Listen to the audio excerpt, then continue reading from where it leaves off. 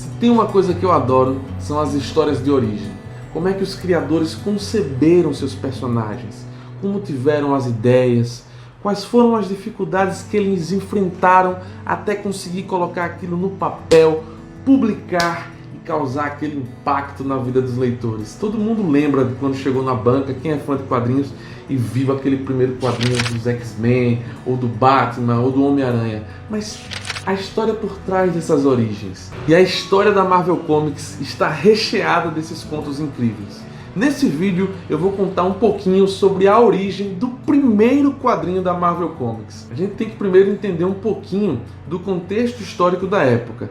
Os anos 60, ali em 1961, o mundo estava vivendo uma fase de revolta, de turbulência, de mudança cultural, social, das relações humanas.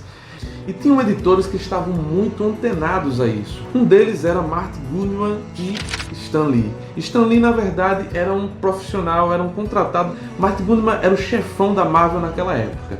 Um cara com muita visão de mercado.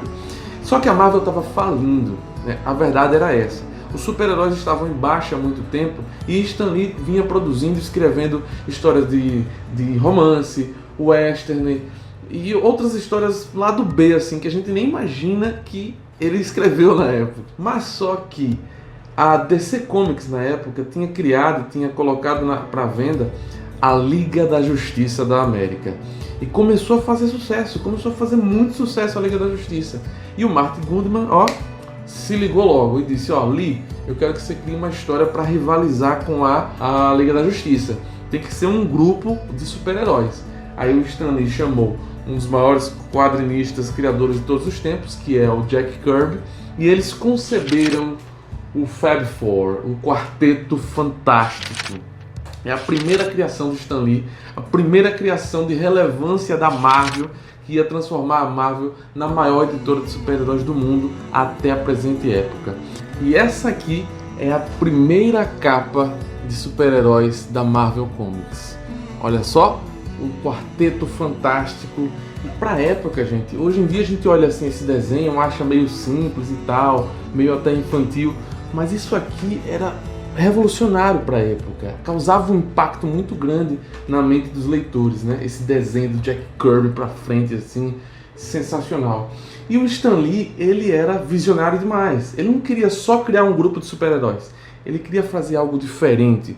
Então ele colocou personalidades muito próprias em cada um dos personagens. A Garota Invisível, o Tocha Humana, o Dr. Richards, o Fantástico e o Coisa. E ele colocou as relações entre eles de forma muito conturbada, hein? O Dr. Richards era namorado da Susan Storm, que era a Garota Invisível, só que o Ben Grimm, que era o Coisa, tinha ciúmes do Senhor Fantástico, porque amava a Susan também, que era irmã do Tocha Humana, que era um cara que só queria curtir, etc e tal. Então tinha toda uma questão das relações entre eles conturbadas, que tornava uma coisa meio novelesca, meio interessante, e que fugia do padrão daquele super-herói idealizado da DC Comics. Por exemplo, o Superman era uma rocha moral que não tinha falha, não tinha nenhum traço humano, a não ser a empatia, né? A vontade de salvar as pessoas. Mas aqui não, eram seres fantásticos, mas ao mesmo tempo muito humanos. Olha só, aqui era o primeiro quadrinho, ó, a origem. No primeiro quadrinho você já tem um vilão, um super vilão oculto que mora no centro da Terra e se chama Otopeira. E a origem do vilão está associada ao bullying. Ele sofria bullying, então ele se refugia no centro da Terra porque ele tinha uma face muito deteriorada, etc e tal. E aí o Stan Lee, já antenado, utilizou aí a questão do bullying, que na época também estava fervilhando a questão social lá nos anos 60. E você tem o traço do Jack Kirby se desenvolvendo. O Tocha Humana no início, uma curiosidade, não tinha face, não tinha rosto, olha só como era, bem engraçado. O Coisa, ele tinha um cuecão muito engraçado também, mas você já tinha todos os elementos aqui. Aí ele está contando a história, do nada ele para, o Stan Lee. Peraí, agora vamos falar sobre a origem. E a origem, numa noite, eles fogem, eles se juntam e vão para uma base, um espaço-porto, pegam uma nave espacial e vão para o espaço. É uma coisa bem infantil, assim, muito interessante.